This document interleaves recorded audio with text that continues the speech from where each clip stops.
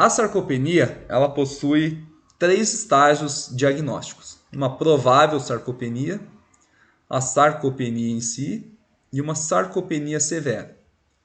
Lembra que eu coloquei lá que é uma doença em que a força ela se sobrepõe à massa muscular. Então, o primeiro critério que a gente vê é que força muscular, se a força muscular for reduzida, a pessoa ela já pode ser considerada como uma provável sarcopenia.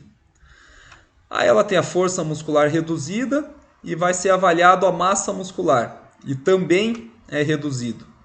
Essa pessoa ela já é considerada sarcopênica só pelo fato de ter força e massa muscular reduzido.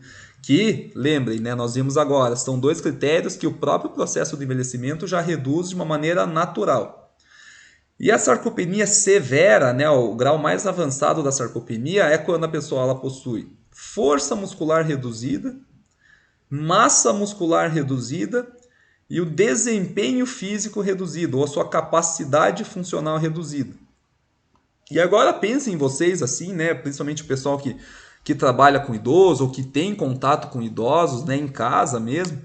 Lembrem dos idosos que vocês conhecem e vejam o quão próximo, né, disso talvez eles estejam. Talvez imagine aquela senhora, né, que eu atendo, que eu comecei a atender. Ela tem uma baixíssima força muscular, uma baixíssima massa muscular e, por consequência de tudo isso, ela tem uma baixa capacidade física, né, um baixo desempenho físico.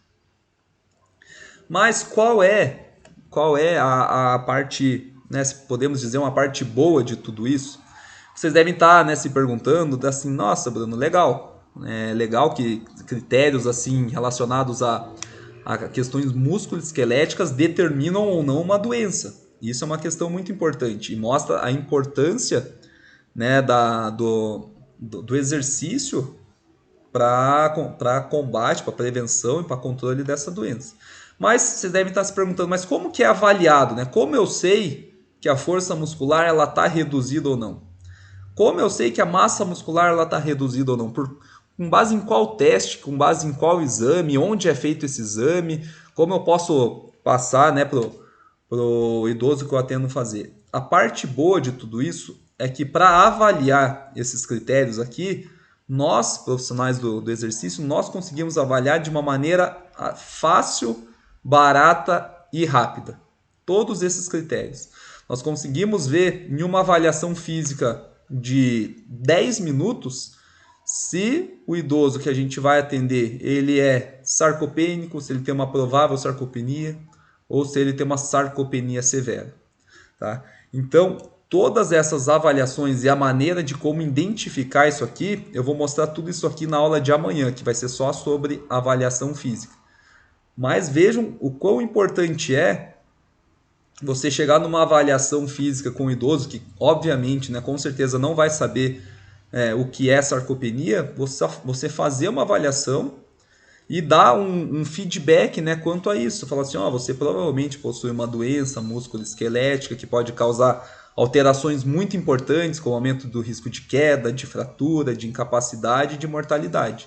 Só por alguns critérios fáceis e rápidos que eu vou mostrar para vocês amanhã. Então, isso mostra assim para nós, profissionais, primeiro, o quão relevante é a questão musculoesquelética, principalmente no idoso, ao ponto de alteração em dois quesitos já mostrar se a pessoa ela possui uma doença ou não. E ele dá uma importância muito grande para a gente, por quê? Porque nós conseguimos avaliar isso aqui, nós conseguimos identificar esses fatores e, obviamente, nós somos os únicos profissionais que conseguimos combater todo esse processo aqui, porque nós somos os profissionais que vamos trabalhar no ganho de massa muscular, no ganho de força muscular e na melhora, consequentemente, da capacidade física. Então, não tem hoje, né, ao meu ver, não tem como a gente trabalhar com idosos hoje se nós não fizermos uma avaliação de triagem e uma avaliação, né, funcional com relação à sarcopenia. Então, por isso que eu quis mostrar aqui certinho para vocês, explicar o passo a passo e vou explicar amanhã como avaliar isso de uma maneira fácil, rápida e barata para que seja aplicável na prática de vocês, porque é praticamente um equívoco assim a gente trabalhar com idosos e não fazer esse tipo de avaliação e não saber se o idoso que a gente vai atender ele tem uma sarcopenia ou não, porque isso faz uma influência muito grande no exercício, porque é uma doença que possui um status inflamatório aumentado, então tem algumas relações com a prescrição de exercício, tá?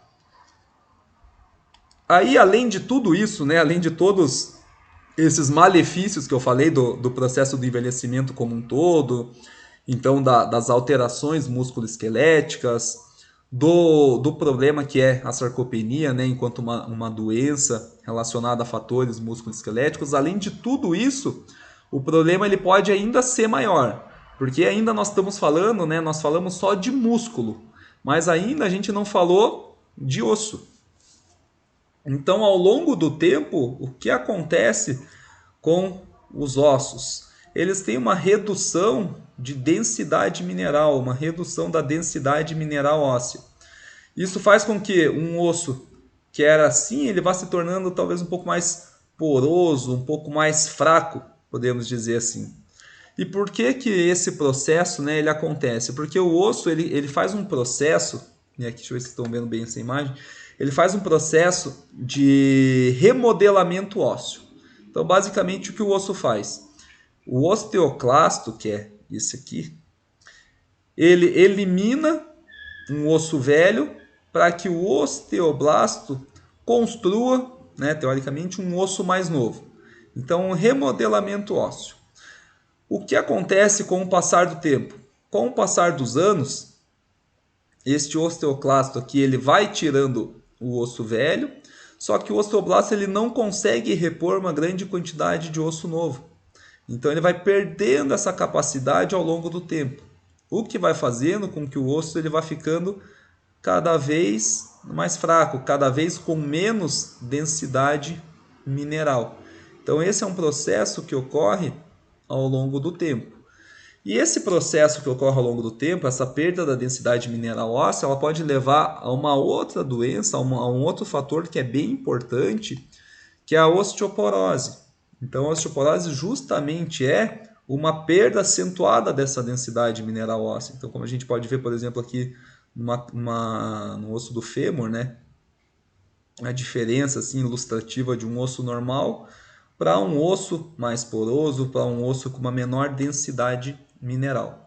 E a osteoporose ela pode ser dividida em dois tipos. Então, tem o tipo 1, que é um tipo bem perigoso, que é o tipo pós-menopausa, né, que acomete as mulheres, que ocorre geralmente assim dos 50 aos 75 anos, e está associado a uma perda bem rápida dessa densidade mineral. Então, a partir do momento que a mulher ela entra na menopausa e tem toda aquela queda hormonal, tem uma alteração muito grande na reabsorção de cálcio para os ossos, fazendo com que tenha uma perda muito rápida dessa densidade mineral. E tem o tipo 2, que eles chamam de senil, que é mais associada ao processo crônico do envelhecimento, né? Acomete pessoas um pouco mais velhas e está associada a uma redução mais lenta dessa densidade mineral. E aí a gente pensa o seguinte, né? Então, o osso ao longo do tempo, ele fica mais fraco. A estrutura que tem que proteger o osso, né? A estrutura que teoricamente protege o osso são os músculos.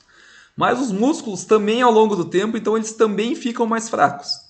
E aí a gente tem uma soma, né, da osteoporose e da sarcopenia, ou seja, o processo do envelhecimento, né, principalmente em pessoas sedentárias, em pessoas fisicamente inativas, ele gera ossos com baixa densidade mineral, então ossos mais fracos, que precisam de músculos fortes para protegê-los. Entretanto, os músculos eles também são fracos. Então, nós somamos dois fatores extremamente importantes e hoje tem um termo já que se fala que é chamado de osteosarcopenia. Ou seja, é uma perda da força da massa muscular, da capacidade física associada ainda a uma perda acentuada da densidade mineral óssea. Então, imagine o quão impactante é e o quão difícil é, né, trabalhar com exercício com uma pessoa osteosarcopênica, né? a quantidade de problemas musculoesqueléticos que essa pessoa tem. Então, são alterações que a gente tem que tentar inicialmente evitar, né, ao longo da vida, mas que podem acontecer, e eu tenho certeza que muitos de vocês que trabalham ou pretendem trabalhar com idosos vão se deparar com pessoas nesse contexto aqui, com ossos desse jeito e com baixa capacidade física do ponto de vista musculoesquelético. E qual que é o impacto, né, dessa osteosarcopenia, aonde isso pode levar? Então veja, né, vamos entender esse quadrinho aqui melhor. O que nós temos? Um inadequado, né, uma massa muscular óssea, uma baixa densidade mineral óssea, uma perda da massa óssea também associada ao processo de envelhecimento, à própria menopausa, como eu comentei, ou alguma doença. Isso faz com que a força óssea ou a densidade mineral óssea ela reduza. Mas além disso, a própria sarcopenia ela também faz com que o osso ele fique mais fraco. Por quê? Porque se não tem músculo para sustentar, o impacto acaba vindo mais no osso. Tendo essa sarcopenia, né, associada, aumenta o risco de queda e aumenta a força do impacto do osso. Então, se o osso é fraco e o músculo não sustenta, o impacto ele sempre vai ser maior. Tudo isso somado a alguns outros fatores de risco, né? Principalmente aqui a idade, a genética, ó, mais uma vez a dieta, o estilo de vida, o status hormonal e as questões relacionadas à qualidade também do osso.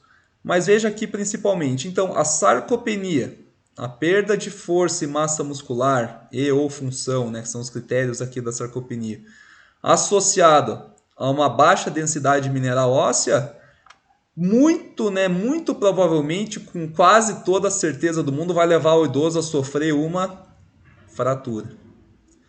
E às vezes, pessoal, para um idoso, né, ter complicações bem sérias, de fratura ele precisa uma só.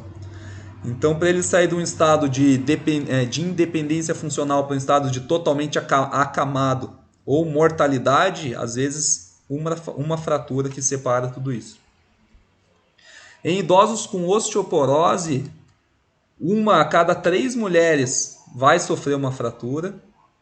E aqui, na verdade, é 1 a cada 5 homens, desculpa que eu repeti. Mas é 1 a cada 3 mulheres e 1 a cada 5 homens, né, com osteoporose vai sofrer uma fratura. Então veja qual o tamanho do impacto, né, que esse problema tem, que todo esse processo, né, deletério ao longo do tempo tem para a saúde de uma pessoa. Imagine vocês, de 1 a cada 3 mulheres sofrer uma fratura, 1 a cada 5 homens é muita gente. É muita gente. O que a gente tem que entender com tudo isso? E assim como eu mostrei na aula de ontem, nós profissionais do exercício, nós somos responsáveis por evitar que esses processos aqui aconteçam.